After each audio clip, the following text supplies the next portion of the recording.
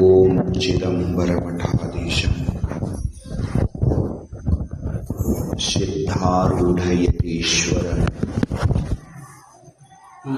ಶಿಷ್ಯ ಪ್ರಶಿಷ್ಯ ರೂಪೇಣ ಬೋಧಕಂ ಗುರುಮಾಶ್ರಯೇ ಯದಂಗ್ರೀ ಕಮಲದ್ವಂದ್ವಂ ತಾಪತ್ರಯ ನಿವಾರಕಂ ಶಾಂತೇಕಪದಂ ದೇವಂ ಸಿದ್ಧಾರೂಢಮಹಂ ಭಜೆ. ಶರಣು ಗುರುಕುಲ ಭಾನು ಶರಣು ನತ ಸುರಧೇನು ಶರಣು ನಿಮಗಾನು ಪರನಲ್ಲವಿನ್ನೇನು ಶರಣೂಮಿಗೆ ಶರಣು ಗುರುವರ್ಯ. ಪರಶಿವನ ದಿವ್ಯ ಅವತಾರಿ ಅನಂತ ಲೀಲಾ ಪುರುಷ ಕಲಿಯುಗದ ಕಾಮಧೇನು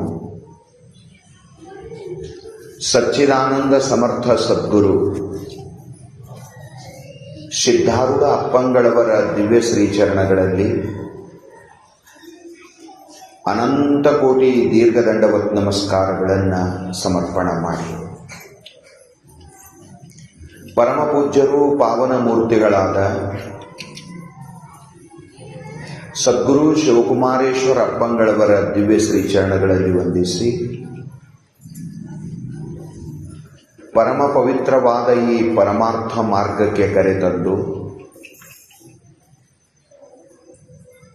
ಮನದುಂಬಿ ಆಶೀರ್ವದಿಸಿ ಪತಿತನನ್ನು ಪಾವನನನ್ನಾಗಿ ಮಾಡಿದ ಪರಮ ದಯಾಮೂರ್ತಿ ಸಚ್ಚಿದಾನಂದ ಅಪ್ಪಂಗಳವರ ದಿವ್ಯ ಶ್ರೀಚರಣಗಳನ್ನು ಮನವಾರೆ ನೆನೆದು ಧ್ಯಾನಿಸಿ ಪೂಜಿಸಿ, ಸದ್ಗುರು ಸ್ವರೂಪರೆಯಾಗಿರುವ ಪರಮ ಪೂಜ್ಯ ಮಾತಾಜಿಯವರ ಶ್ರೀಚರಣಕ್ಕೆ ವಂದಿಸಿ, ಬೆಳ್ಳೂರಿನ ಮಾತೆಯವರಲ್ಲಿಯೂ ಸದ್ರೂಪಾನಂದ ಭಾರತಿ ಮಹಾಸ್ವಾಮಿಗಳವರಲ್ಲಿ ನಮಿಸಿ, ಅವರಿವರೆನ್ನದೇ ನಿಜವನರಿತು ನಿಜದಲ್ಲಿ ಬೆರೆತು ಲೋಕಪೂಜ್ಯರಾದ ಶರಣರು ಸಂತರು ಶಿವಯೋಗಿಗಳು ಜಗತ್ತಿನ ಎಲ್ಲ ದಾರ್ಶನಿಕ ಮಹಾಪುರುಷರ ಶ್ರೀಚರಣಕ್ಕೆ ಸಾಷ್ಟಾಂಗ ನಮಸ್ಕಾರಗಳನ್ನು ಸಮರ್ಪಣ ಮಾಡಿ, ಅವರ ಪಾದಧೂಳಿಯನ್ನು ಶಿರದಲ್ಲಿ ಧರಿಸಿ ಮಂಗಲಮಯ ಕಾರ್ಯಕ್ರಮದಲ್ಲಿ ಪಾಲ್ಗೊಂಡಿರುವ ಪುಣ್ಯಾತ್ಮರೇ, ನಿಮ್ಮೆಲ್ಲರಲ್ಲಿಯೂ ಅನಂತ ಶರಣಾರ್ಥಿಗಳು. ಸುಕ್ಷೇತ್ರ ಕೊಳಾರ್ಕೆ ಗ್ರಾಮದ ಸದ್ಗುರು ಶ್ರೀ ಸಿದ್ಧಾರೂಢಪ್ಪನ ಮಹಾಮಠದಲ್ಲಿ ಗುರುಗಳ ಆರಾಧನೆ ನಿಮಿತ್ತವಾಗಿ ನಡೆದು ಬರುತ್ತಲಿರುವ ಈ ಕಾರ್ಯಕ್ರಮದ ಉದ್ದೇಶ ಒಂದೇ, ಎಲ್ಲರಿಗೂ ತತ್ವಜ್ಞಾನ ಆಗಲಿ, ಎಲ್ಲರೂ ಅಧ್ಯಾತ್ಮ ಮಾರ್ಗದೊಳಗೆ ಬರಲಿ, ಎಲ್ಲರೂ ಆತ್ಮಕಲ್ಯಾಣದ ಮಾರ್ಗವನ್ನು ಅನುಸರಿಸಲಿ, ಎಲ್ಲರೂ ಸುಖಿಗಳಾಗಲಿ. ಸರ್ವೇ ಜನಃ ಸುಖಿನೋ ಭವಂತು, ಸರ್ವೇ ಸಂತು ನಿರಾಮಯಾಃ, ಸರ್ವೇ ಭದ್ರಾಣಿ ಪಶ್ಯಂತು, ಮಾ ಕಶ್ಚಿತ್ ದುಃಖ ಭಾಗ್ ಭವೇತ್. ಕಿಂಚಿತ್ತಾದರೂ ಯಾರಿಗೂ ದುಃಖ ಉಳಿಬಾರದು, ಎಲ್ಲರೂ ಆನಂದದಿಂದ ಸಂತೃಪ್ತರಾಗಬೇಕು, ಪೂರ್ಣಾನಂದದಲ್ಲಿ ತೇಲಾಡಬೇಕು. ಅಂದ್ರೆ ಅದಕ್ಕೆ ಪೂರ್ಣ ವಸ್ತುವಿನ ಜ್ಞಾನ ಬಹಳ ಮುಖ್ಯ ಅದ ಅಂತ ತಿಳ್ಕೊಂಡು ಮಹಾನುಭಾವರು ಈ ಕಾರ್ಯಕ್ರಮವನ್ನು ನಮಗೆ ಹಾಕ್ಕೊಟ್ಟು ಹೋಗಿದ್ದಾರೆ. ಬಹಳ ಸುಂದರವಾದ ವಿಚಾರಗಳನ್ನು ಹೇಳ್ತಾ ಇವತ್ತ ಚಿಂತನೆಗಾಗಿಟ್ಟುಕೊಂಡಿರುವ ವಿಷಯ, ಅಕಾರಣ ಕರುಣಾಶಾಲಿಗಳಾಗಿರುವ ಶ್ರೀಮನ್ ನಿಜಗುಣ ಶಿವಯೋಗಿಗಳ ಕೈವಲ್ಯ ಪದ್ಧತಿ ಗ್ರಂಥದ ಪರಮಾನುಭವ ಬೋಧೆ ಗ್ರಂಥದೊಳಗ ಬಹಳ ಸುಂದರವಾದ ಮಾತನ್ನ ಹೇಳಿಕೊಂಡು ಬರ್ತಾರ. ಸರ್ವವೆಲ್ಲವನ್ನೂ ಚಿದಾತ್ಮ ಭಾವನೆಗಂಡು ಸರ್ವ ಸಮತ್ವದಿಂದಿರೇ ಭಕ್ತಿ. ಇಲ್ಲೊಂದು ಶಬ್ದ ಪ್ರಯೋಗ ಮಾಡ್ಯಾರ ಮುಂದ, ಸದ್ಭಕ್ತಿ ಲಕ್ಷಣ ನಿರೂಪಣೆ 18ನೇ ಸೂತ್ರದ. ಭಕ್ತಿ ಎದಕ್ಕನ್ನಬೇಕು ಅನ್ನೋದಕ್ಕ ನಾರದ ಮಹರ್ಷಿಗಳು 87 ಸೂತ್ರ ಬರ್ತಾರೆ. ಪಾರಾಶರ ಸೂತ್ರದ ಪರಮಾತ್ಮ ಉಪದೇಶ ಮಾಡಿದ ಶ್ರವಣ, ಕೀರ್ತನ, ಪಾದ ಸೇವನ, ದಾಸ್ಯ, ಸಖ್ಯ, ಆತ್ಮನಿವೇದನಾದಿಗಳು 9 ಪ್ರಕಾರದ ಭಕ್ತಿಗಳಾದವು. ಆಮ್ಯಾಲ ಗೌಳಿ ಭಕ್ತಿ ಬ್ಯಾರೆ, ಆ ಭಕ್ತಿ ಚೈತನ್ಯ ಮಹಾಪ್ರಭುಗಳು ಅವರು ಇವರು ಹೇಳಿದ್ದು ಭಕ್ತಿಗಳು ಬಹಳ ಅದಾವ. ನಿಜಗುಣ ಶಿವಯೋಗಿಗಳು ಈ ಮಾತನ್ನ ಬಹಳ ಚಂದ ಹೇಳ್ತಾ ಶ್ರೀಮದ್ ಭಾಗವತ ಗ್ರಂಥದೊಳಗೆ ಪರಮ ದಯಾಳುವಾಗಿರುವ ಪರಮಾತ್ಮ ಉದ್ಧವನನ್ನ ಕುರಿತು ಅಂತರಂಗದ ಮಾತನ್ನ ಹೇಳ್ತಾ ಹೇ ಉದ್ಧವ, ಪ್ರಪಂಚದೊಳಗ ನಾ ಎಲ್ಲಕ್ಕಿಂತ ಹೆಚ್ಚು ಪ್ರೇಮ ಯಾರ ಮೇಲೆ ಇದ್ದೀನಿ ಅಂದ್ರ ನಾನು ನನ್ನ ಭಕ್ತನ. ನೀವು ಪ್ರಹ್ಲಾದನ ಚರಿತ್ರೆ ಭಾಗವತದೊಳಗೆ ಓದಿದರೆ ಪರಮಾತ್ಮ ನರಸಿಂಹನಾಗಿ ಅವತಾರ ಮಾಡಿದ.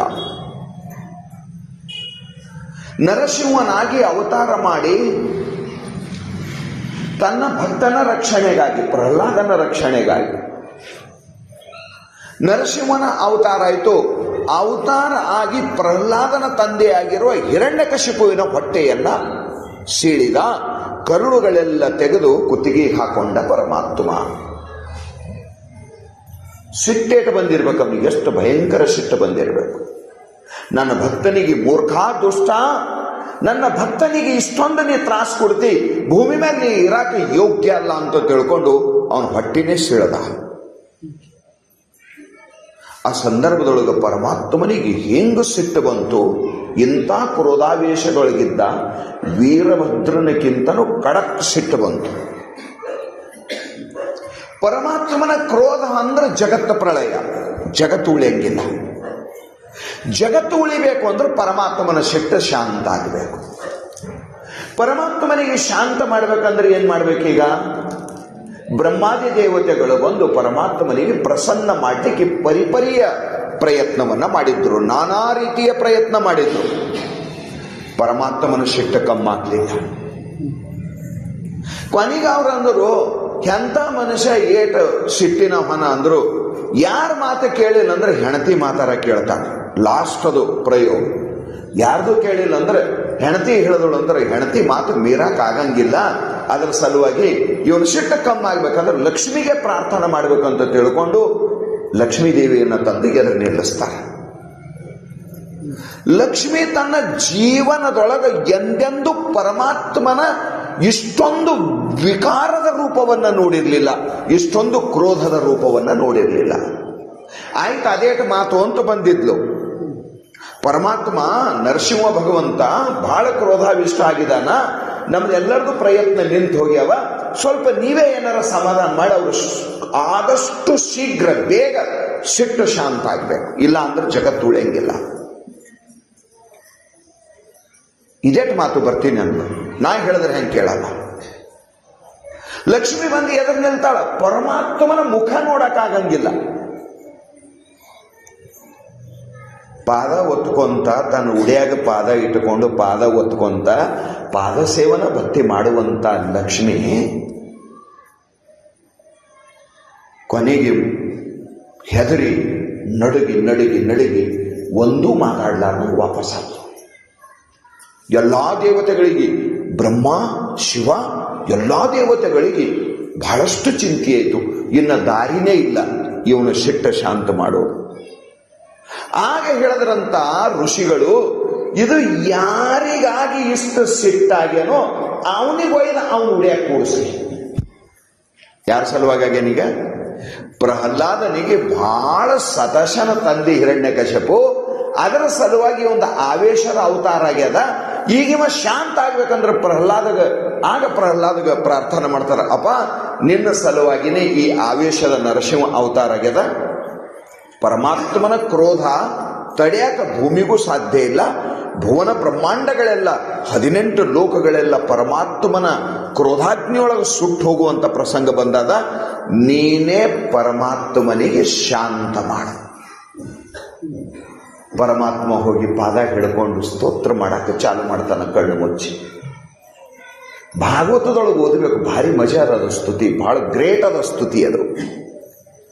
ಪ್ರಹ್ಲಾದನ ಮುಖದಿಂದ ಬರುವ ಒಂದೊಂದು ಶಬ್ದಗಳು ಬೆಂಕಿ ಮ್ಯಾಲ ನೀರು ಹಾಕಿನಂಗಾಗ್ಲತ್ತ. ಪ್ರಹ್ಲಾದನ ಮಾತು ಕೇಳಿ ಕೇಳಿ ಕೇಳಿ ಕೇಳಿ ಕೇಳಿ ಪರಮಾತ್ಮ ಅವನ ಕ್ರೋಧ ಎಲ್ಲ ಶಾಂತ ಆಯ್ತು. ಪ್ರಹ್ಲಾದಗ ಕೊಳ್ಳಿಗೆ ಹಾಕೊಂಡ, ಪ್ರಹ್ಲಾದಗ ತೊಡಿ ಮೇಲೆ ತಗೊಂಡು ಕುಂತ ಪರಮಾತ್ಮ. ಇಂತಹ ಅನುಪಮವಾಗಿರುವ ಪರಮಾತ್ಮ ಅವನ ಕ್ರೋಧ ಶಾಂತ ಆಯಿತು. ಆ ಭಾಗವತ ಗ್ರಂಥದೊಳಗೆ ಮುಂದೆ ಬಂದು ಉದ್ಧವನಿಗೆ ಅದ್ಭುತವಾದ ಮಾತನ್ನ ಹೇಳ್ತಾ ಇದ್ದಾನ.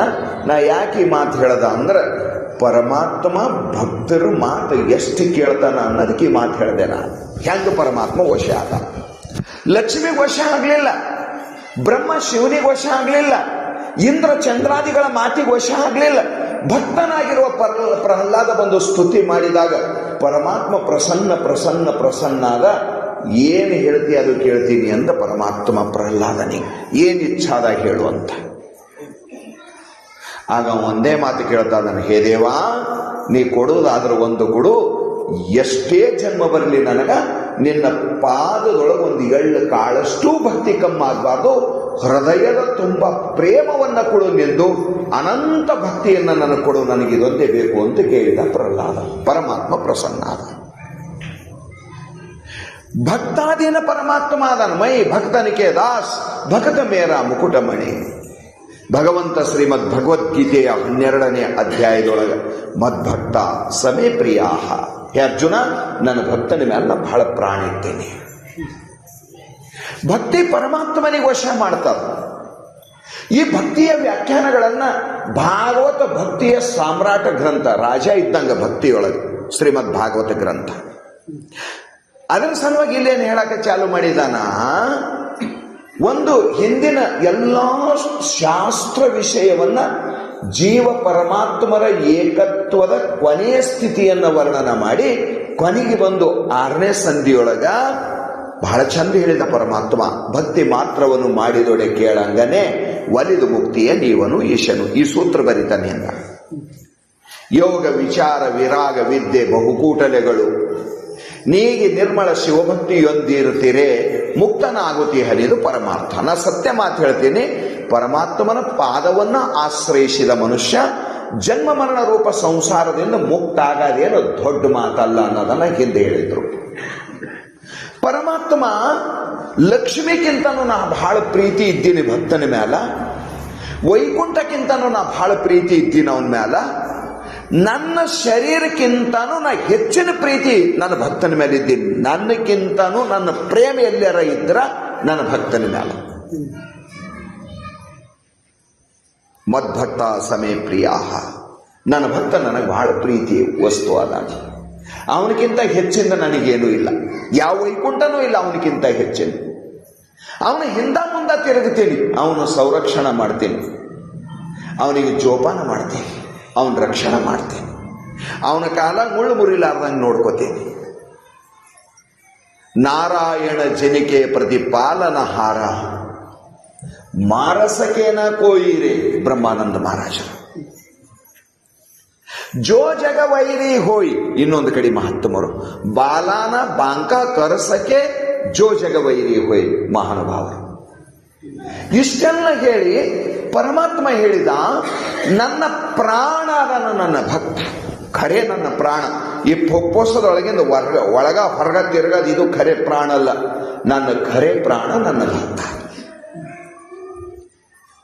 ನನ್ನ ಪ್ರಾಣ ನನ್ನ ಭಕ್ತ.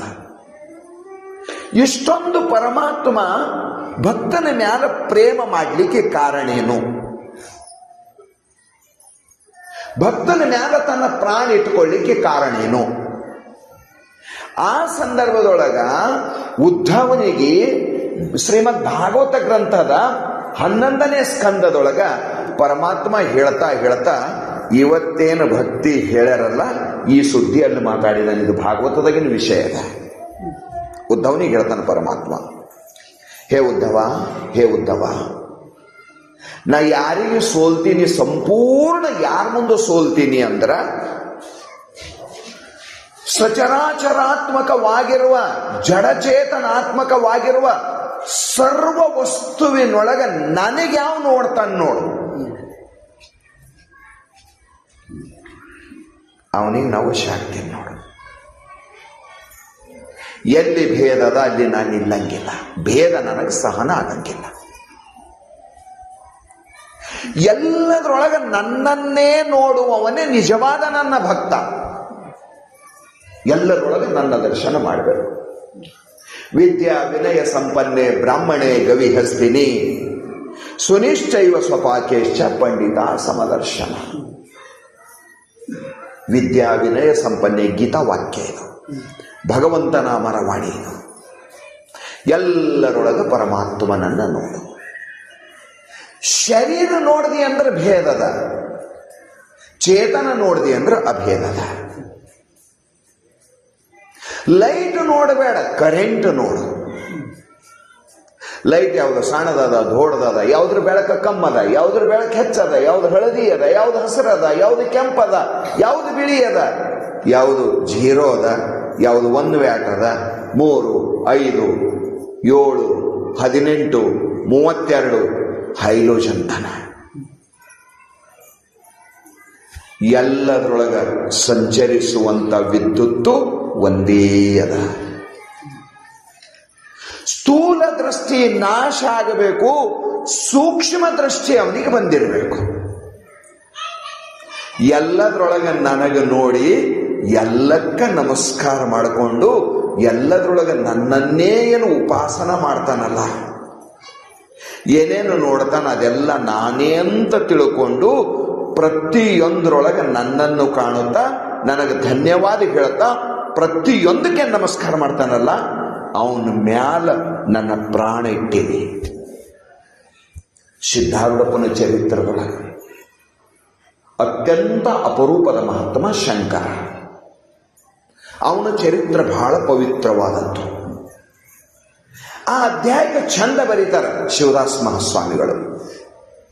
ಭೂತ ಮಾತ್ರಗಳಲ್ಲಿ ನಿನ್ನನ್ನು ಕಂಡು ನಮಿಸುತ್ತ ಪ್ರೇಮದಿ, ಭೂತಳದೊಳಿರುವಷ್ಟು ಕಾಲದಿ ನಿನ್ನ ಪಾದಕ್ಕೆ ಕರೆಸಿದಿ. ಚರಿತ್ರದೊಳಗ ಖಾಸಗತ ಸ್ವಾಮಿ ಮೇಲೂ ಸಿದ್ಧಾರೂಢಪ್ಪನವ್ರ ಪ್ರೇಮ ಇತ್ತೆ, ನಿರ್ವಾಣಪ್ಪನ ಮೇಲೂ ಪ್ರೇಮ ಇತ್ತೆ. ಇಲ್ಲಾಂದ್ರೆ ಅಡವ್ಯಾಗಿ ಬಿದ್ದಾಗ ಅವ್ರ್ಯಾಕೆ ಹೋಗ್ತಿರ್ತಾರಲ್ಲಕ.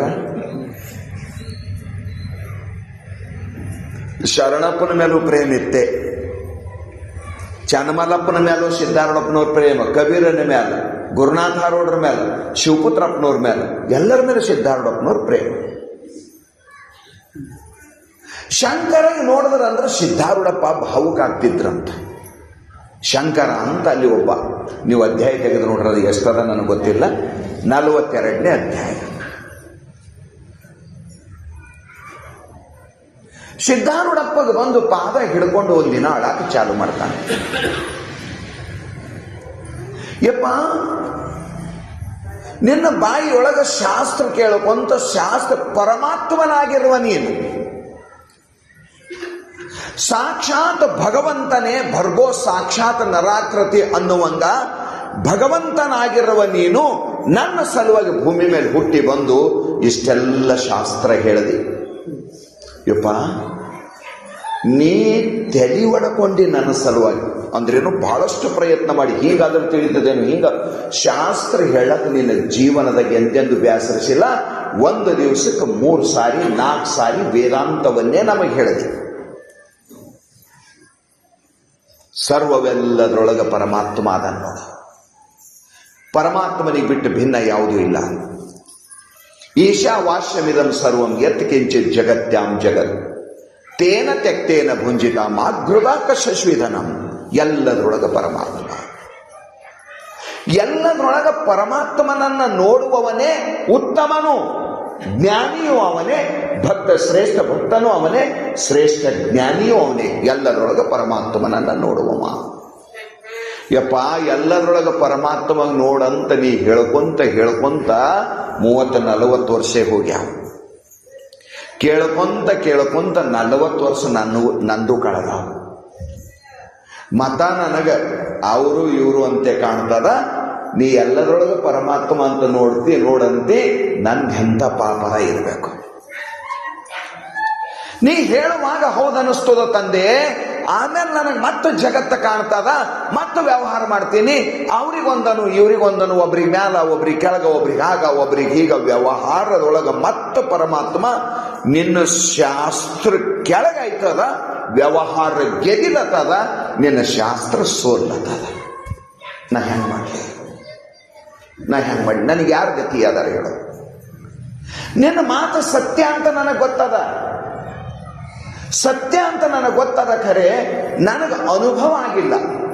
ಮಾತು ನೀ 1000 ಸಾರಿ ಹೇಳಿದ್ದು, 1000 ಸಾರಿ ಹೇಳಿದಲ್ಲ, ನೀ ನಡೆದನ್ನೂ ತೋರಿಸಿ.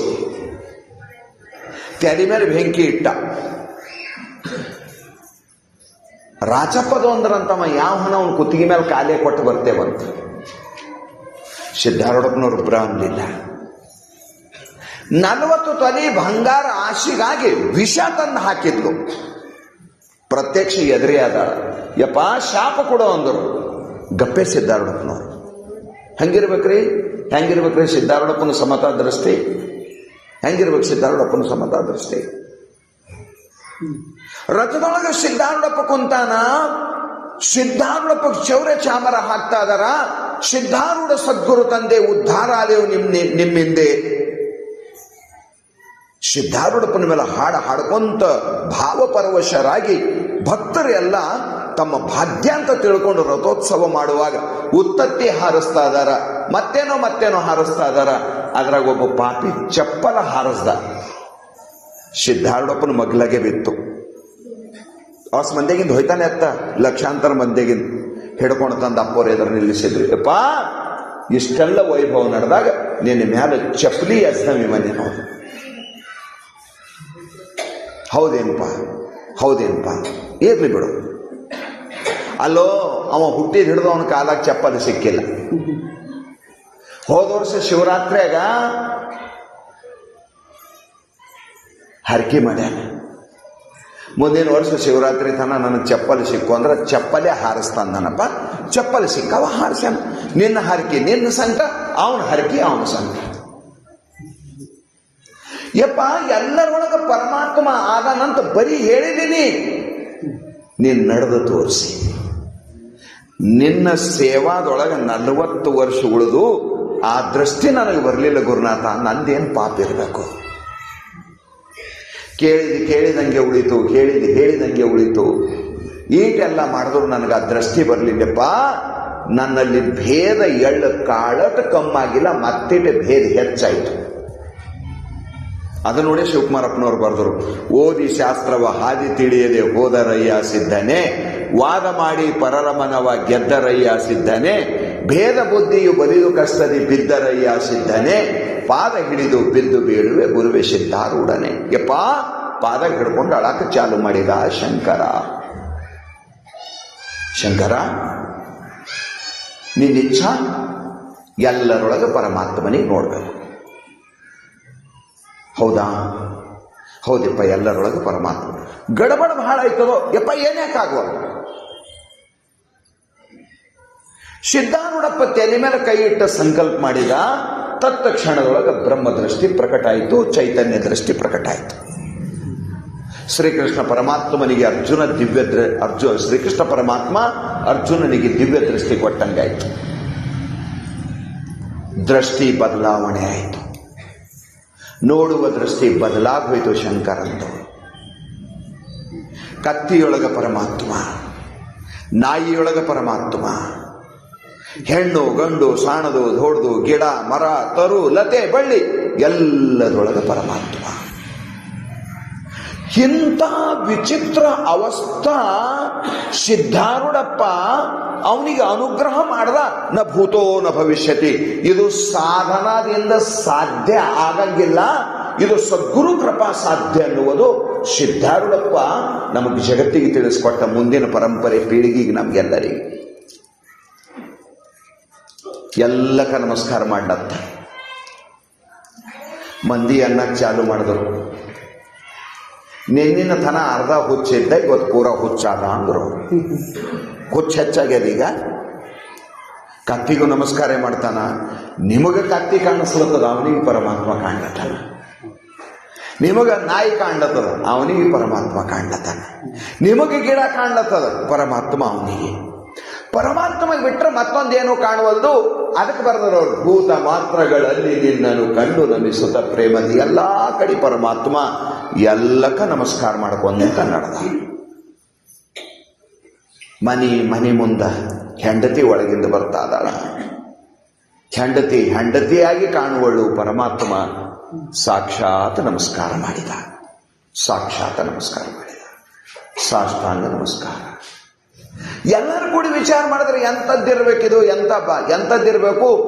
ಕೊನೆಗೆ ಕರ್ಕೊಂಡು ಬಂದರು ಸಿದ್ಧಾರ್ಥಪ್ಪನವ್ರ ಹತ್ರ. ಯಪ್ಪ, ಅದು ಗುರುಗಳಿಗೆ ಗೊತ್ತೇ ಇತ್ತ, ಖರೆ ಮಂದಿ ಗೊತ್ತಿದ್ದಿಲ್ಲಲ್ಲ.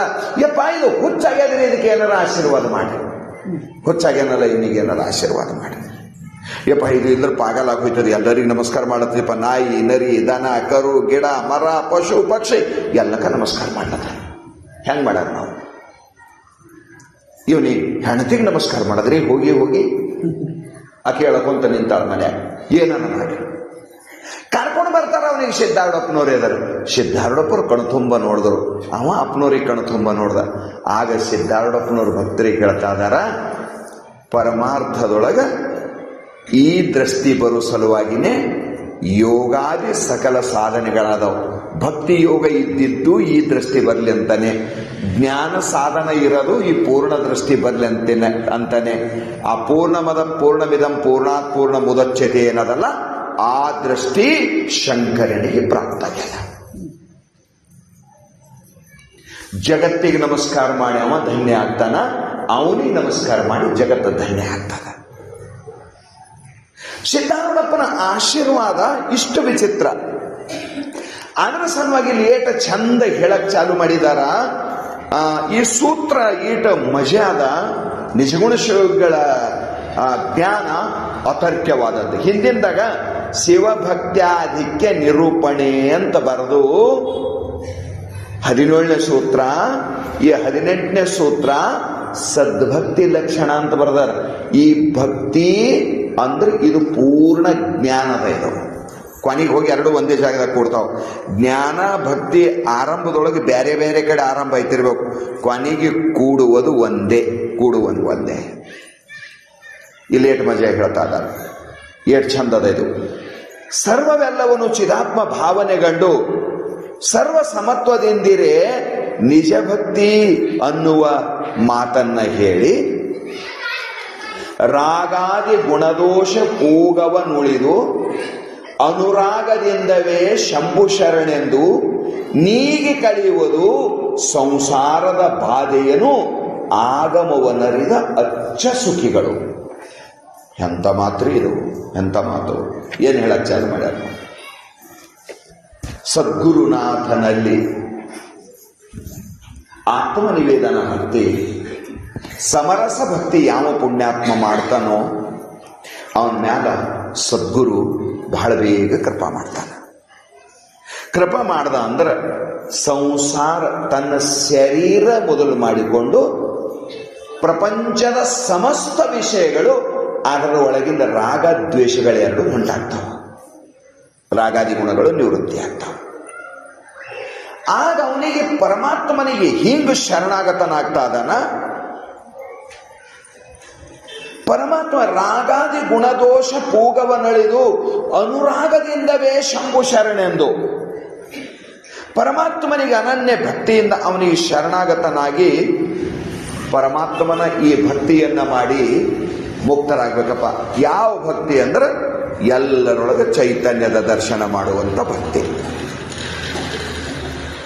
ಹಿಂಗೆ ಹೇಳ್ಕೊತ ಬಂದು ಇದಕ್ಕೆ ಹೊರತಾಗಿ ಅನುಭವ ಸಾರದೊಳಗೆ ಎರಡನೇ ಸಂಧಿಯೊಳಗೆ ಒಂದು ಸೂತ್ರವನ್ನು ಬರೆದಿದ್ದಾರೆ. 16ನೇದು ಸೂತ್ರ ಹೇಳುದು 8 ಆಗ್ಬೇಕು, ಯಾಕೋ ವ್ಯತ್ಯಾಸ ಆಗಿದೆ. ಭಾರಿ ಮಜಾ ಹೇಳಿದ್ರು ಅವರು.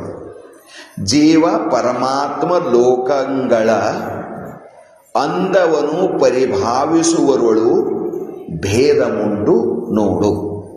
ಬಹಳ ಚಂದ ಹೇಳ್ತಾ ಇದ್ದಾರೆ ಅನುಭವ ಸಾರ್ಥ. ಇದು ಜೀವ ಪರಮಾತ್ಮ ಜಗತ್ತು ಇರವೇ ಮೂರಿವು. ಇವ್ರ ಬಗ್ಗೆ ಯಾರ್ಯಾರು ಏನೇನು ತಿಳ್ಕೊತಾರ ಅವ್ರ ಲೆವೆಲ್ ಏನು ಹೇಳ್ತೀನಿ ನಿನಗೆ ಅಂದ್ರೆ ಅವ್ರು ಏನೇನು ತಿಳ್ಕೊಂಡ್ರೆ ಅವನಿಗೆ ಏನಂತ ಕರಿಬೇಕು. ಈಗ ಭಕ್ತ ಮಹೇಶ ಪ್ರಾಣಲಿಂಗಿ ಪ್ರಸಾದಿ ಶರಣ ಐಕ್ಯ ಅಂತ ಸ್ಥಳಗಳದಾವ ಶರಣರೊಳಗೆ. ಅವ ಈ 6 ಸ್ಥಳದೊಳಗೆ ಯಾವ ಸ್ಥಳದಾಗ ನಿಂತವನ ತಿಳುವಳಿಕೆ ಏನಿರ್ತದ, ಅವನ ಆಚಾರ ವಿಚಾರ ಏನಿರ್ತದ, ಇದು ಗೊತ್ತಾಯ್ತಂದ್ರೆ ಅವ ಭಕ್ತಿಯ 6 ಸ್ಥಳದೊಳಗೆ ಎಲ್ಲಿತನ ಸಾಧನ ಮಾಡ್ಕೊಂಡು ಬಂದನ ಅನ್ನೋದು ಗೊತ್ತಾಯ್ತದ. ಇಲ್ಲ ಅಂದ್ರೆ ಯಾವನ ಅಪ್ಪಗೂ ಗೊತ್ತಾಗಕ್ಕಿಲ್ಲ. ಅದರ ಲಕ್ಷಣ ನಮಗೆ ಮೊದಲು ಗೊತ್ತಿರಬೇಕು. ಅದರ ಸಲುವಾಗಿ ಲೇಟ್ ಹೇಳ್ತಾ ಇದ್ದಾರ, ಅಪ ನೀ ವಿಚಾರ ಮಾಡು. ತರುಣ ನೀ ನರಿವಂತೆ ವರವೇದ ಸಿದ್ಧರ್ಹ ಪರಮ ಜೀವರನು ತದುಪಾದಿಯಾದ ಜಗದ ಇರವನು ನಾನು ವರೆದೆ ಒಲವಿಂದೆ. ಇಲ್ಲಿ ತನ ನಾ ಈಟೆಲ್ಲ ನಿನಗೆ ಹೇಳಿ. ಜಗತ್ತಂದ್ರೇನು, ಜೀವ ಅಂದ್ರೇನು, ಈಶ್ವರ ಅಂದ್ರೇನು ಹಿಂದೆ ಹೇಳ್ಯಾರ. ಅದಕ್ಕೆ ಇದು ಬಹಳ ಮುಂದೆ ಬಂದಿದ್ದದ. ಇದು ಹಿಂದಿಂದೆಲ್ಲ ಹೇಳ್ಕೊಂಡು ಹೊಂಟಾರ. ಅದರ ಸಲುವಾಗಿ ಇಲ್ಲಿ ಮಾತನ್ನ ಹೇಳ್ತಾ ಇದಾರ. ಇಲ್ಲಿ ಏಟ್ ಮಜಾ ಹೇಳಿದ್ರು ನೋಡಿ. ಸಕಲ ಲೋಕಂ ಬೇರೆ, ಸಕಲಾತ್ಮರೂ ಬೇರೆ, ಸಕಲೇಶ್ವರನು ಓರ್ವನು, ಅದಕ್ಕೆ ಬೇರೆಂಬ ಕಾಣುವಿಕೆಯಂ ಕನಿಷ್ಠನು ಅವನು ಐಸೆ. ಬಹಳ ಚಂದ ಮಾತು ಹೇಳಿದ್ರು. ಇವ ಕನಿಷ್ಠ ನೋಡಪ್ಪ. ಇವನ ದೃಷ್ಟಿ ಏನಿರ್ತದ ಅಂದ್ರೆ ಇವನ ದೃಷ್ಟಿಯಾಗ ಜಗತ್ತು ಬಹಳ ಅದ. ಯಾವು ಅತಲ ವಿತಲ ಸುತಲ ತಲಾತಲ ರಸಾತಲ ಮಹಾತಲ ಪಾತಾಳ ಕೆಳಗಿಂದೇಳು ಭೂರ್ಭೋಸುವ ಜನ ಸತ್ಯ ತಪ ಮಹರ್ಲೋಕ 10 ಇವು ಲೋಕಗಳಾದವ. ಇವ ಯಜ್ಞ ಯಾಗಾದಿಗಳನ್ನು ಮಾಡಿ ಸ್ವರ್ಗಾದಿಗಳಿಗೆ ಹೋಗ್ಬೇಕಂತ. ಇವನ ದೃಷ್ಟಿಯೊಳಗ ಲೋಕಗಳ ಸತ್ಯ, ಇವನ ದೃಷ್ಟಿಯೊಳಗ ಕರ್ಮಕಾಂಡ ಸತ್ಯ. ಜನರೆಲ್ಲ ಬೇರೆ ಬೇರೆ ಅದಾರ. ಈ ಭೂಮಿ ಮೇಲೆ ಒಬ್ಬರಿಗಿನ ಒಬ್ಬರು ಸಿರಿವಂತರಾದಾರ. ಇಷ್ಟೇ ಐಶ್ವರ್ಯ ಅಂದ್ರೆ ಅದಕ್ಕಿಂತ ಐಶ್ವರ್ಯ ಹೆಚ್ಚಿಗೆ ಪಡ್ಕೊಂಡವ ಅದ. ಅದರ ಸಲುವಾಗಿ ಅವ ಕೊನೆಗೆ ಹೀಗೆ ನಿರ್ಣಯ ಮಾಡ್ತಾನ, ಈ ಜಗತ್ತಿನೊಳಗೆ ಎಲ್ಲರ ಐಶ್ವರ್ಯಕ್ಕಿಂತ ಹೆಚ್ಚಿನ ಐಶ್ವರ್ಯ ಇಂದ್ರನ ಐಶ್ವರ್ಯ. ಅದರ ಸಲುವಾಗಿ ನಾನೇನು ಮಾಡಬೇಕು ಅಂದ್ರೆ ಭೂಮಿ ಮ್ಯಾಲ ನನ್ನ ಸಮಾನ ಯಾರು ಇರಬಾರ್ದು ಅಂದ್ರೆ ನಾ ಇಂದ್ರ ಪದವಿ ಮೇಲೆ ಹೋಗಿ ಕೂಡಬೇಕು.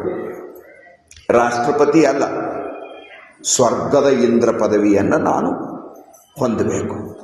ಅದರ ಸಲುವಾಗಿ ಏನೇನು ಬೇಕು? ಯಜ್ಞ ಯಾಗಾದಿಗಳನ್ನು ಮಾಡಬೇಕು, ಸತ್ಕರ್ಮದ ಸೇವಿತನಾಗಬೇಕು. ಇವನ ದೃಷ್ಟಿಯೊಳಗ ಜಗತ್ತ ಸತ್ಯ, ಇವನ ದೃಷ್ಟಿಯೊಳಗ ಲೋಕಾಂತರಗಳು ಸತ್ಯ, ಇವನ ದೃಷ್ಟಿಯೊಳಗ ನಾ ಎಲ್ಲರಿಗಿನ ಭಾರಿ ಆಗಬೇಕು, ಎಲ್ಲರೂ ನಾನು ಕೆಳಗೆ ಇರಬೇಕು, ನಾ ದೊಡ್ಡವಾಗಬೇಕು ಅನ್ನುವ ದೃಷ್ಟಿ ಇವನಿಗಿದ್ದ ಸಲುವಾಗಿ ಇವ ಯಜ್ಞ ಯಾಗಾದಿಗಳನ್ನ ಮಾಡ್ತಾನ, ಸತ್ಕರ್ಮ ಮಾಡ್ತಾನ, ತಪಸ್ಸಾದಿಗಳು ಮಾಡ್ತಾನ, ಯೋಗಾದಿ ಸಾಧನ ಮಾಡ್ತಾನ. ಈಟೆಲ್ಲ ಮಾಡಿದ್ರು ಇವನಿಗೆ ಕನಿಷ್ಠ ಅನ್ನಬೇಕು ಅಂದ್ರು ನಿಜಗುಣ ಶಿವಗಳು. ಎಷ್ಟು ಕಠಿಣ ಅದ ಈ ಮಾತು. ನಾ ಹೇಳೋದು ತಿಳಿಯತದಲ್ಲ, ನಾ ಬಹಳ ಪ್ರಯತ್ನ ಮಾಡ್ಲತ್ತೀನಿ. ನನ್ನ ತಾಕತ್ ಏಟದ ಅದಕ್ಕಿಂತ ಹೆಚ್ಚಿಗೆ ಮಾಡ್ಲತ್ತೀನಿ. ಕಣ್ಣು ಮುಚ್ಚಬೇಡ್ರಿ, ಕರೆಕ್ಟಾಗಿ ಕೇಳ್ತಾ ಹೋಗ್ರಿ. ನನ್ನ ಶಬ್ದದ ಬೆನ್ನಿಗಿರಿ, ತಿಳಿತದ ನಿಮಗೆ ಗ್ಯಾರಂಟಿ. ಲೋಕ ಜಗತ್ತ ಸತ್ಯ, ಬಂಗಾರ ಸತ್ಯ, ಬೆಳ್ಳಿ ಸತ್ಯ, ಹೊಲ ಮನಿ ಕಾರು ಬಂಗ್ಲೆ ಇವು ಎಲ್ಲರ ಬಲ್ಲಿ ಅದಾವ. ಎಲ್ಲರ ಬಲ್ಲಿ ಇದ್ದಂಥದ್ದೇ ನನ್ನ ಬಲ್ಲಿ ಇತ್ತಂದ್ರೆ ನಾ ಏನು ವಿಶೇಷ? ಇವ್ರೆಲ್ಲರಿಗೂ ನಾ ವಿಶೇಷ ಆಗ್ಬೇಕು. ಸ್ವರ್ಗವೇ ಎಲ್ಲಕ್ಕಿಂತ ವಿಶೇಷ.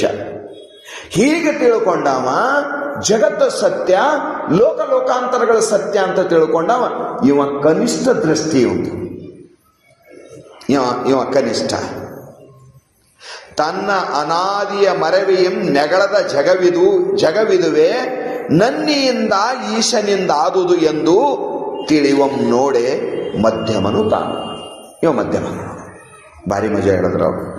ಇಲ್ಪ ಜಗತ್ತದ, ಸತ್ಯವಾಗಿ ಜಗತ್ತದ ಅಂದಮೇಲೆ ಇದಕ್ಕೆ ಮಾಡಿದ ಒಬ್ಬ ಮಾಲಕ್ ಶಿವ.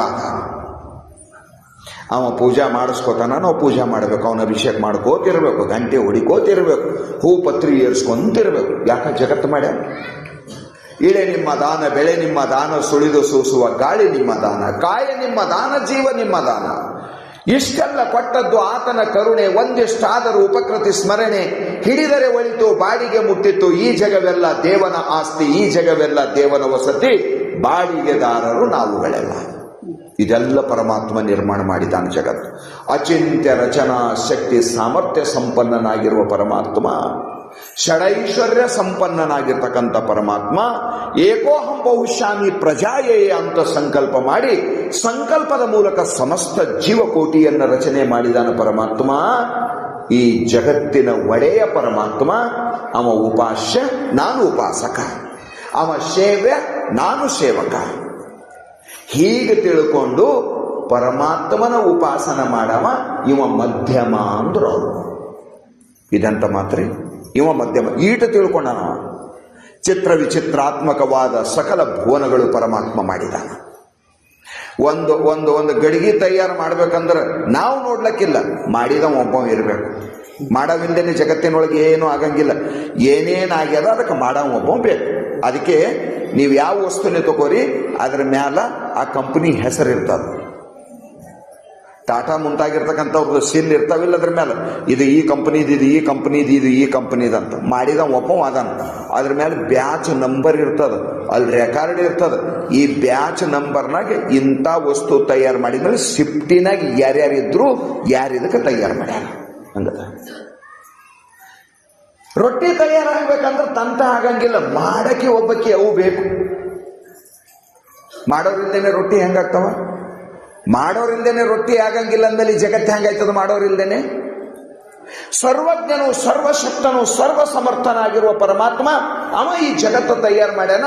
ಆ ಪರಮಾತ್ಮನ ಭಜನೆ ಮಾಡಬೇಕಂತ ತಿಳ್ಕೊಂಡು ಪರಮಾತ್ಮನ ಸಂತುಷ್ಟಿಗಾಗಿ ಭಕ್ತಿ ಮಾರ್ಗವನ್ನು ಅನುಸರಿಸ್ತಾನ.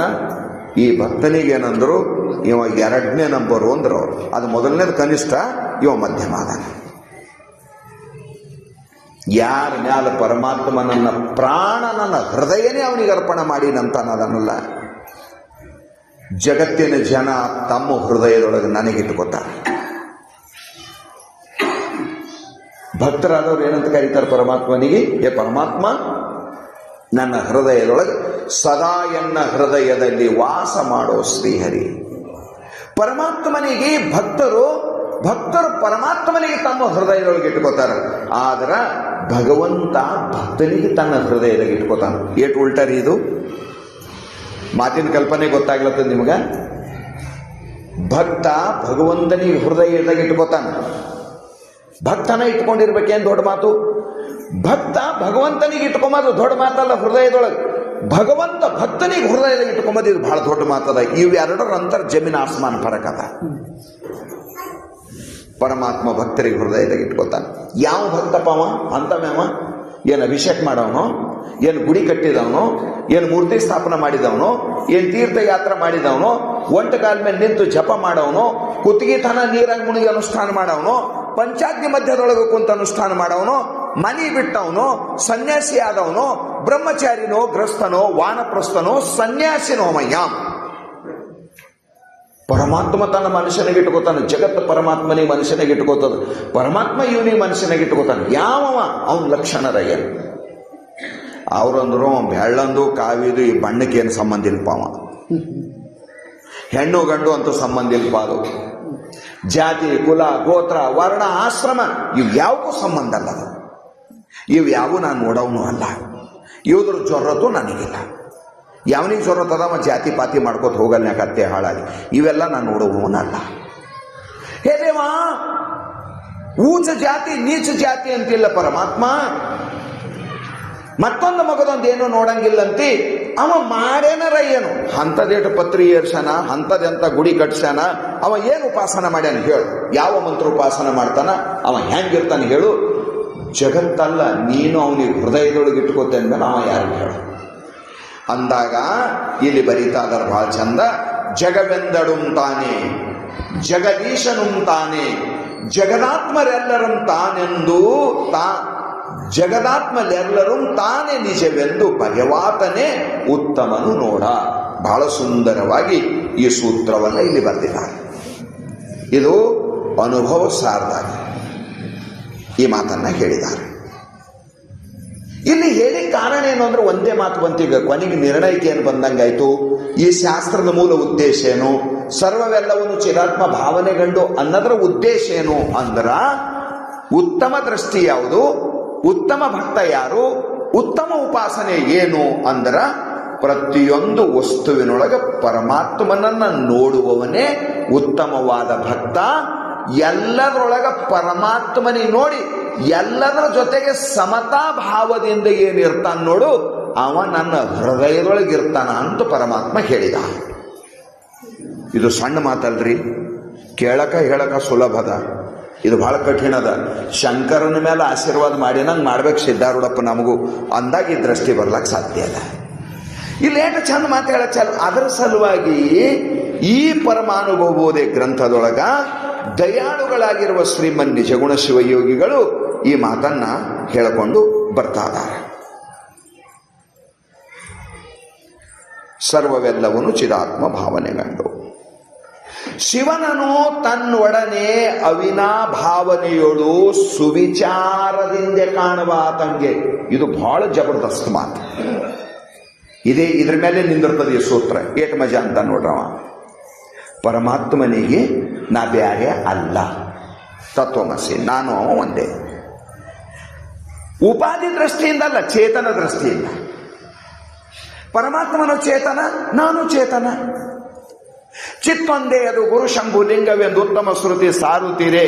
ಮತ್ತೆ ನೀನು ಓರ್ವನೆಂದು ಬರಿದೆ ಮೋಹಿಸುತ್ತಿರ್ಪೆ ನಾಮರೂಪವನು. ಅಜ್ಞಾನಿಯಲ್ಲವೇ ನೀನು ಜೀವನೇ ಸುಜ್ಞಾನಿ ಎಂದು ನುಡಿವರೆ. ನಿಜಗುಣ ಶಿವಗಳು ಉಪಾಧಿ ದೃಷ್ಟಿ ಅಲ್ಲ, ಚೇತನ ದೃಷ್ಟಿ. ಒಂದು ಸಾರಿ ರಾಮಚಂದ್ರ ಪ್ರಭು ಭರತನಿಗೆ ಜಾಂಬವಂತ ಮುಂತಾಗಿರ್ತಕ್ಕಂಥವ್ರು, ವಾಲಿ ಇವರೆಲ್ಲ ಏನಿದ್ರು, ಸುಗ್ರೀವ, ಅಂಗದ, ಇವರೆಲ್ಲರ ಪರಿಚಯ ಮಾಡಿಕೊಂಡತ್ತೇನಂತ. ಕೊನೆಗೆ ಹನುಮಂತನ ಪಾಳಿ ಬಂತು. ಆಗ ಹೇಳ್ದನಂತ, ನೀ ಯಾರು? ಅವನು ಬುದ್ಧಿಮತ ಮೂರಿಷ್ಟಮಾದ. ಮನೋಜವಂ ಮಾರುತ ತುಲ್ಯ ವೇಗಂ ವಾತಾತ್ಮಜಂ ಬುದ್ಧಿಮತ ಮೂರಿಷ್ಟಂ. ದೇವ್ರ ಮನಸ್ಸಿನಾಗಿನ ಮಾತು ತಿಳ್ಕೊಂಡವ. ದೇವ್ರು ನನಗೆ ಎಂದೂ ಇಲ್ಲಿ ಮಾತಾಡಿ ಕೇಳ್ತಾ ಇದ್ದಾನ. ನೀ ಯಾರು ಅಂತ ಕೇಳ್ದಲ್ಲ ದೇವ, ನೀ ಯಾವ ದೃಷ್ಟಿಯಿಂದ ನೀ ಯಾರು ಅಂತ ನನಗೆ ಕೇಳಿದಿ ಅದು ಹೇಳಿ ನನಗೆ ಮೊದಲ, ಆಮೇಲೆ ನಾ ಯಾರು ಅನ್ನೋದು ನಿನಗೆ ಗೊತ್ತಾಯ್ತಲ್ಲ. ಶರೀರ ದೃಷ್ಟಿಯಿಂದ ನೀ ಯಾರು ಅಂತ ಕೇಳಿದೆವು ನನಗ, ಏನ ಜೀವ ದೃಷ್ಟಿಯಿಂದ ಯಾರು ಅಂತ ಕೇಳಿದೆವು ನನಗ, ಏನು ಚೇತನ ದೃಷ್ಟಿಯಿಂದ ಕೇಳಿದೆವು. ಮೂರು ರೀತಿ ಒಳ್ಳೆ ದೇವರಿಗೆ ಪ್ರಶ್ನೆ ಮಾಡ್ದವ ಹನುಮಂತ. ಶರೀರ ದೃಷ್ಟಿಯಿಂದ ನೀ ಯಾರು ಅಂತ ನನಗೆ ಕೇಳಿದಿ ಅಂದ್ರೆ, ನೀ ಸ್ವಾಮಿ, ನಾ ಸೇವಕ. ನೀ ನನ್ನ ಸ್ವಾಮಿ, ನಾನು ನಿನ್ನ ದಾಸ. ಶರೀರ ದೃಷ್ಟಿಯಿಂದ ನೀ ದೇವರು, ನಾನು ನಿನ್ನ ಭಕ್ತ. ದೇವನಾಗಿರುವ ನಿನ್ನ ಶರೀರ ದಿವ್ಯ ವಿಗ್ರಹ, ನಾ ಭಕ್ತಪ್ಪ ಪರಮಾತ್ಮ. ದೇಹ ದೃಷ್ಟಿ. ಜೀವ ದೃಷ್ಟಿಯಿಂದ ಕೇಳ್ತಿ ಅಂದ್ರೆ, ನೀ ಅಂಶ, ನಾನು, ನೀ ಅಂಶಿ, ನಾ ಅಂಶ. ನಿನ್ನ ಅಂಶನ ನೀನೇ ಹೇಳಿದ ಗೀತಾದಾಗ, ಮಮ ವಂಶ ಜೀವಲೋಕೆ ಜೀವಭೂತ ಸನಾತನ. ನೀ ಪೂರ್ಣ ವಸ್ತು ಇದ್ದಿ, ನಿನ್ನ ಅಂಶನ ಇದ್ದೀನಿ ಜೀವ ದೃಷ್ಟಿಯಿಂದ. ದೇವ ಇವೆಡ್ಡು ಬಿಟ್ಟು ಚೇತನ ದೃಷ್ಟಿಯಿಂದ ಒಂದು ವೇಳೆ ನೀ ಯಾರು ಅಂದಿದೆ ಅಂದ್ರ, ನೀ ಸ್ವಾಮಿನೂ ಅಲ್ಲ, ನೀ ಅಂಶಿನೂ ಅಲ್ಲ, ನೀನೇ ನಾನು, ನಾನೇ ನೀನು. ಒಂದು ಹಾಡು ಕೇಳಿರಿ ನೀವು, ಆರತಿ ಬೆಳಗುವೆನೋ ನಾನೊಂದು ಆರತಿ ಬೆಳಗುವೆನೋ, ಯಾರು ಬೆಳಗಾದಂತ ನಾವೊಂದು ಆರತಿ ಬೆಳಗುವೆನೋ. ಹೃದಯ ಕಮಲದಲ್ಲಿ ನಾನೊಂದು ಭಾವಭಕ್ತಿ ಮಾಡಿ ಒದಗಿದ ದೇವರಿಗೆ ಹಿಂಗೆಲ್ಲ ಹೇಳ್ಕೊತ ಬಂದು ಕೊನೆಗೊಂದು ಮಾತಂದನ, ನೀನೇ ನಾನು, ನಾನೇ ನೀನೆಂದ ಆರತಿ ಬೆಳಗುವೆನು. ಇದಂತ ಮಾತ್ರಿ. ಹಿಂಗ ಆರತಿ ಯಾರ ಬೆಳಗ್ಯಾರ ನೋಡಿರಿ? ಇದು ಎಂತ ಮಂಗಳಾರತಿ ಬರ್ದಿರ್ಬೇಕ್ರಿ ಅವ ಪುಣ್ಯಾತ್ಮ. ಎಂತ ಆನಂದದ ಭಾವಪರವಶನಾಗಿ ಪರಮಾತ್ಮನೊಳಗೆ ಸಮರಸನ್ನ ಸಾಧಿಸಿರ್ಬೇಕವ. ಬಹಳ ಮಂದಿ ದೇವರಿಗೆ ಬ್ಯಾರೆ ಇಟ್ಟು ನೋಡ್ತಾರ. ನನ್ನ ಆತ್ಮ ಪರಮಾತ್ಮ ಅಂತ ತಿಳಿಯೋರು ಬಹಳ ಮಂದಿ ಕಠಿಣ ಅದಾರ. ಎಲ್ಲಾ ಶಾಸ್ತ್ರ ಇದೇ ಹೇಳ್ತಾವ, ನಿನ್ನ ಆತ್ಮನೇ ಪರಮಾತ್ಮ ಅದ ಅಂತ. ಅದ್ಯಾಂಗ ಅಂತ ನಾವಂತೆ. ಚೈತನ್ಯದ ದೃಷ್ಟಿ ನಮಗಿಲ್ಲ, ಪಂಚಭೂತದಿಂದ ನಿರ್ಮಿತವಾದ ದೇಹ ದೃಷ್ಟಿ ನಮಗದ. ಅದರ ಸಲುವಾಗಿ ಸತ್ಯದ ಅನುಭವ ನಮಗಾಗುವುದು. ಶರೀರ ದಾಟಿ ಸತ್ಯ ವಸ್ತುವರ ಅದು ನೋಡಕ್ ಚಾಲು ಮಾಡು. ಅಷ್ಟತನುವಿನೊಳಗೆ ಹುದುಗಿರ್ಪ ಲಿಂಗವ ನಿಲುಕಿ ನೋಡೆಂದ ನಮ್ಮ ಅಂಬಿಗರ ಚೌಡಯ್ಯ. ಒಳಗೆ ಹೋಗು, ಹೊರಗೆ ನೋಡ್ತೇವೋ ಒಳಗೆ ಹೋಗು. ಒಳಗ ದರ್ಶನ ಮಾಡಿದಿ ಅಂದ್ರೆ ಒಳಗ ಹೊರಗ ಅಂಬದು ಉಳಿಯಂಗಿಲ್ಲ, ಚೇತನ ಒಂದೇ ಉಳಿತದ, ಬೇರೆ ಏನು ಉಳಿಯಂಗಿಲ್ಲ. ಅಖಂಡ ಪರಿಪೂರ್ಣ ಜ್ಞಾನ ಆಗಿಬಿಡ್ತಾವ. ಅದರ ಸಲುವಾಗಿ ಇಲ್ಲಿ ಹೇಳ್ತಾ ಮತ್ತೆಷ್ಟು ಚಂದ ಹೇಳ್ತಾ ಇದ್ದಾನ. ಒಂದು ವಿಷಯವು ಬೇರೆಂದು ಭಾವಿಸದೆ, ಇದಂತ ಮಾತ್ರ ಏನೇನು ಕಾಣುತ್ತದೆ ಅದು ಯಾವುದು ಪರಮಾತ್ಮನಿಗೆ ಬಿಟ್ಟು ಬ್ಯಾರೆ ಇಲ್ಲ, ಎಲ್ಲ ನಾವು ಪರಮಾತ್ಮನೇ. ಇದು ಅವನು ದೃಢ ಬುದ್ಧಿ ಇರ್ತದೆ. ನೀ ಯಾವ ರೂಪದಾಗರ ಬಾ, ನಾನು ನಿನಗೆ ಗೊತ್ತು ಹಿಡಿತೀನಿ. ಏ ಪರಮಾತ್ಮ ಜಗತ್ತಾದವನಿ. ಒಂದು ವಿಷಯವು ಬೇರೆಂದು ಭಾವಿಸದೆ ಈಶನೆಂದನು ಚಿಂತನೆಗೈಯುವುದು. ಇದು ಬಹಳ ಮಜಾ. ಪುನಃ ಚಿಂತನೆ ಮಾಡ್ಬೇಕು. ಹಿಂಗ ಅಂದ್ರೆ ಅವ್ರು ಶಾಸ್ತ್ರ ಕೇಳಿಬಿಟ್ರೆ ನಡೆಯಂಗಿಲ್ಲ. ಇದು ಮನನ ನಿಧಿ ಧ್ಯಾಸನದ ಸುದ್ದಿ ಹೇಳ್ತಾರೆ ಇದ್ರೊಳಗೆ. ಪರಮಾತ್ಮನೇ ಎಲ್ಲ ಆಗ್ಯಾನ ಅಂತ ಮೊದಲು ಗುರುಮುಖದಿಂದ ಕೇಳಿ, ಪರಮಾತ್ಮನಿಗೆ ಬಿಟ್ರೆ ಮತ್ತೊಂದು ಯಾವುದೂ ಇಲ್ಲ ಅಂತ ಪ್ರತಿಯೊಂದು ವಸ್ತು ನೋಡಿದಾಗ ಪರಮಾತ್ಮನ ನೆನಪು ಬರಕ್ಕೆ ಚಾಲು ಮಾಡ್ತಂದ್ರೆ ಕೆಲವೇ ದಿವಸದೊಳಗೆ ಎಲ್ಲವೂ ಪರಮಾತ್ಮ ಆಗಿ ನಿನಗೆ ಗೋಚರ ಆಗ್ತದ. ಬಹಳ ಉತ್ಕೃಷ್ಟವಾದ ವ್ಯಾಖ್ಯಾನದ ಇದು. ಈ ಶಬ್ದ ಕಿವಿ ಮೇಲೆ ಹಾಯ್ಬೇಕಂದ್ರೂ ಪುಣ್ಯ ಬೇಕು. ಈ ಮಾತು ಕೇಳಬೇಕಂದ್ರೂ ಒಂದು ಸಾರಿ ಈ ಶಬ್ದ ಕಿವಿ ಮೇಲೆ ಬಿದ್ದು ಹೋದ್ರೂ ಈ ಪುಣ್ಯಕ್ಕೆ ಸಮಾನವಾದ ಪುಣ್ಯ ಮತ್ತೊಂದಿಲ್ಲ. ಇವತ್ತಿನ ಪ್ರವಚನ ಅಷ್ಟು ವಿಶಿಷ್ಟವಾದ ವಿಷಯದ ಇವತ್ತಿನ.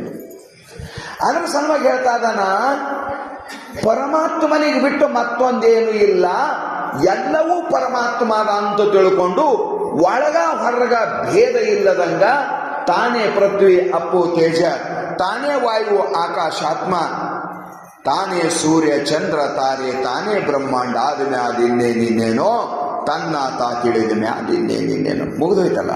ಚಿದಾನಂದ ರೂಪ ಶಿವೋಹಂ ಶಿವೋಹಂ ಶಿವೋಹಂ ಮನೋಬುದ್ಧಿ ಅಹಂಕಾರ ಚಿತ್ತಾನಿ ನಾಹಂ ನ ಚ ಶ್ರೋತ್ರ ಜಿಹ್ವೆ ನ ಚ ಘ್ರಾಣ ನೇತ್ರೆ ನ ಚ ಯೋಮ ಭೂಮಿರ್ನ ತೇಜೋ ನ ವಾಯುವೋ ಚಿದಾನಂದ ರೂಪ ಶಿವೋಹಂ ಶಿವೋಹಂ ಶಿವೋಹಂ. ಇದು ಶಂಕರ ಭಗವತ್ಪಾದರ ಅಂತಃಕರಣದ ಸ್ಫುರಣ. ಇದು ಅಂತಃಕರಣದ ಸ್ಫುರಣ. ಅದರ ಸಲುವಾಗಿ ಇಲ್ಲಿ ಮಾತನ್ನ ಹೇಳಿ ಕೊನೆಗೆ ಲಾಸ್ಟ್ ನುಡಿಗೆ ಬರೀತಾರ, ಸಮತೆಯಿಂದಲಿ ಸರ್ವವಿಧನು ಈಶಮಯವೆಂದು ಸುಮತಿಯೋಳ್ ಒಮ್ಮೆ ಭಾವಿಸುವರಿಗೆ. ಇದು ಭಾರಿ ಇಂಪಾರ್ಟೆಂಟ್. ಒಮ್ಮೆ ಹಿಂಗೆ ತಿಳ್ಕೊ. ಏನೇನೋ ತಿಳ್ಕೊಂಡಿದ್ವಿ, ಏನೇನೋ ತಿಳ್ಕೊಂಡ ಸಲುವಾಗಿ ಈ ಜನ್ಮ ಬಂದವು ನಿನಗೆ. 84 ಲಕ್ಷ ಯೋನಿ ಯಾಕೆ ನಿನಗೆ ಪ್ರಾಪ್ತ ಆಯಿತು? ನಾಯಿ ನರಿ ಹದ್ದು ಕಾಗಿಯಾಗಿ ಹುಟ್ಟುವಂತ ನೌಬತ್ ನಿನಗೆ ಯಾಕೆ ಬಂತು ಅಂದ್ರೆ ಇದು ಒಂದೇ ಕಾರಣದ, ದೇವ್ರು ಬ್ಯಾರೆ ನಾ ಬ್ಯಾರೆ ಅಂತ ತಿಳ್ಕೊಂಡಿದ್ವಿ. ಈ ಭೇದನೇ ಈ ಜನ್ಮಕ್ಕೆ ಕಾರಣದ. ಭೇದವೆಂಬುದನೆಂತು ವಾದಿಸಲು ಕಾಣಿಸದು ವಾದವಿನ್ನೇಕೆ, ಪರಿಪೂರ್ಣ ಬೊಮ್ಮವನ್ನೇ ಸಾದರದಿ ಕಂಡು ಸುಖಿಯಾಗು ಎಂತ ಮಾತ್ರ. ಅದರ ಸಲುವಾಗಿ ಹೇಳ್ತಾ ಇದ್ದಾನ, ಎಲ್ಲವನ್ನ ಸಮತಾ ದೃಷ್ಟಿಯಿಂದ ನೋಡು, ಎಲ್ಲವೂ ಪರಮಾತ್ಮನಿಂದ ತುಂಬ್ಯಾದ ಈಶಮಯನೆಂದು ನೋಡು. ಇದು ಎದ್ರೊಳಗಂದ್ರೆ ಸುಮತಿಯೊಮ್ಮೆ ಅಂದ್ರು. ಸುಮತಿ ಪ್ರಾಪ್ತ ಆಗೋದು ಕಠಿಣದ. ಮತಿ ಎಲ್ಲರಿಗದ, ಬುದ್ಧಿ ಯಾರಿಗಿಲ್ರಿ? ಒಬ್ಬರಿಗಿನ ಒಬ್ಬರದು ಭಾರಿ ಬುದ್ಧಿ ಅದ. ದಾಡ್ಯ ಯಾರಿದ್ದೇವೆ ನಾವು? ಏನಾರ ವಿಷಯ ಬಂತಂದ್ರೆ ಅವಕ್ಕೇನು ತಿಳಿತದಲ್ಲ, ತಿಳಿದಲ್ಲ, ನನಗಂತೂ ತಿಳಿತದೆ. ಇದು ಹೆಂಗದ? ಪ್ರತಿಯೊಬ್ಬರು ನನ್ನ ಶಾಣೆನೇ ಯಾರಿಲ್ಲ ಅಂತ ತಿಳ್ಕೊಂಡಿದ್ದೇವೆ ಜಗತ್ತಿನ ತುಂಬ. ನಾನೇ ಲಾಸ್ಟ್ ಸುಪ್ರೀಂ ಇಲ್ಲಿ ಹೇಳ್ತಾ ಇದಾರ. ಹಂಗಲ್ಲೋ, ಎಲ್ಲವೂ ಒಂದು ಮತಿ ಅದ, ಒಂದು ಸುಮತಿ ಅದ. ಆ ಸುಮತಿಯನ್ನ ಪರಮಾತ್ಮ ಈ ಸತ್ಯವನ್ನ ತಿಳಿಯುವ ಸಲುವಾಗಿ ಅರ್ಜುನನಿಗೆ ಪರಮಾತ್ಮ ಬುದ್ಧಿಯೋಗ ಆ ಸುಮತಿಯನ್ನ ಕೊಟ್ಟ. ಭಾಗವತ ಓದ್ರಿ ಏನಾಯ್ತದ್ರಿ ಅಂತ ಯಾವನೋ ಕೇಳದನಂತ. ಭಾಗವತ ಕೊನೆಗೆ ಬರ್ದಾರ ಮಾತು ಏನಂತ, ಭಾಗವತ ಓದವನಿಗೆ ಏನಾಗ್ತದ ಅಂದ್ರೆ ಒಂದು ಉತ್ತರವನ್ನು ಬರೆದರು, ಋತಂಬರ ಪ್ರಜ್ಞೆ ಪ್ರಾಪ್ತ ಆಯ್ತದ ಅಂದ್ರೆ ಋತಂಬರ ಪ್ರಜ್ಞೆ. ಋತಂಬರ ಪ್ರಜ್ಞೆ ಅಂದ್ರೇನು? ಪರಮಾತ್ಮನಿಗೆ ತಿಳಿದುಕೊಳ್ಳುವ ಬುದ್ಧಿ ಅವನಿಗೆ ಪ್ರಾಪ್ತ ಆಯ್ತದ ಅಂದ್ರೆ ಅವ್ರು ಪರಮಾತ್ಮನಿಗೆ ನೋಡುವಂಥ ಬುದ್ಧಿ ದೃಷ್ಟಿ ಪ್ರಾಪ್ತ ಆಯ್ತದ ಅವನಿಗೆ, ಅದು ಋತಂಬರ ಪ್ರಜ್ಞೆ. ಈ ಸಾಮಾನ್ಯ ಬುದ್ಧಿ ಎಲ್ಲರಿಗೂ ಇರ್ತದೆ. ದನ ಕರಿಗೂ ಬುದ್ಧಿ ಇದೆ. ದನ ಹರ್ರ ಅಂದ್ರೆ ತಿರ್ಗಂಗಿಲ್ಲ ಕಟ್ಟಿಗೆ ಹೋಗಿ, ಬಾಯಿ ಮಾಡಿದ್ರೆ ನಾಯಿ ಹಿಂದಕ್ಕೆ ಹೋಗಂಗಿಲ್ಲ. ಸಾಮಾನ್ಯ ಜ್ಞಾನ ಎಲ್ಲರಿಗೂ ಅದ, ಚೈತನ್ಯದ ಜ್ಞಾನ. ಜಗತ್ತು ವಿಷಯ, ಇದು ಹೆಣ್ಣು, ಇದು ಗಂಡು, ಇದು ಉಣದದ ತಿನ್ನದದ, ಇದು ಸಿಹಿ ಅದ, ಇದು ಹುಳಿ ಅದ, ಇದು ಖಾರ ಅದ, ಇದು ಎಲ್ಲರಿಗೂ ಗೊತ್ತು ಮಾಡ್ತಾರೆ. ಇದನ್ನು ತಿಳುವಳಿಕೆನೇ ಅದ, ಇದನ್ನು ಜ್ಞಾನನೇ ಅದ. ಈ ಜ್ಞಾನ ಅಲ್ಲ, ಋತಂಬರ ಪ್ರಜ್ಞೆ. ಋತಂಬರ ಪ್ರಜ್ಞೆ ಅಂದ್ರೆ ಪರಮಾತ್ಮನನ್ನ ತಿಳಿಯುವ ಪ್ರಜ್ಞೆ. ಸುಮತಿ ಅಂತ ಅದಕ್ಕೆ ಈ ಶಬ್ದ ಪ್ರಯೋಗ ಮಾಡಿದ್ದಾರೆ. ಭಾಗವತ ಋತಂಬರ ಪ್ರಜ್ಞೆ ಪ್ರಾಪ್ತ ಆಯ್ತದ ಅಂದರು. ಸಿದ್ಧಾಂತಪ್ಪನ ಚರಿತ್ರೆ ಓದ್ರಿ ಏನಾಯ್ತದ ಅಂತ 56ನೇ ಅಧ್ಯಾಯದ ಕೇಳಿದ್ರು. ಸಿದ್ಧಾರೂಢರ ಚರಿತ್ರೆಯನ್ನು ಓದಿದರೆ ಸಂಸಾರ ಸಿಗುತ್ತದೆ ಎಂದು ಹೇಳಲು ನನಗೆ ನಾಚಿಕೆಯಾಗುತ್ತದೆ. ಶಿವದಾಸ ಸ್ವಾಮಿಗಳು ಕೊನೆಗೆ ಒಂದೊಂದು ಮಾತು ಹೇಳಿದ್ರು. ಈ ಚರಿತ್ರದ ಪಠಣ ಮಾತ್ರದಿ ಸಿದ್ಧನಾಥನು ಒಲಿವನು, ವಾಚಕರಿಗೆ ಅತ್ಯಂತ ಕೃಪೆಯಿಂದ ಇವನೈ ಭಾವನೆಯನು.